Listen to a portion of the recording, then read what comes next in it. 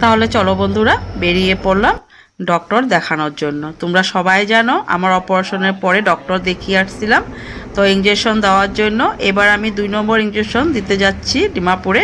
আর ভীষণ ঠান্ডা লেগেছে বন্ধুরা, সেই জন্য গলা একটা স্কার্ফ লাগিয়ে নিলাম। আর ডক্টরের কাছে পৌঁছে গিয়েছি, গিয়ে কাউন্টারে গিয়ে আমার প্রেসক্রিপশনটা জমা দিয়ে দিয়েছি। তো ডক্টর এখনও আসেনি, একটু বসলাম ডক্টরের জন্য। 10-15 মিনিট বসার পর ডক্টর চলে আসছে।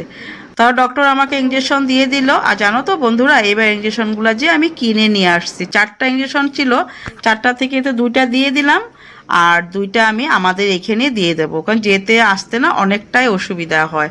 তাহলে চলো বেরিয়ে পড়লাম স্টেশনে যাওয়ার উদ্দেশ্যে। টোটো নিয়ে নিলাম, আর একদম স্টেশনের সামনেই জানো তোমরা আমাদের মানে ডিমাপুরের একদম সবাই জানো তোমরা হংকং মার্কেট রয়েছে। তো চলো আজকের মতন এইখানে রাখলাম।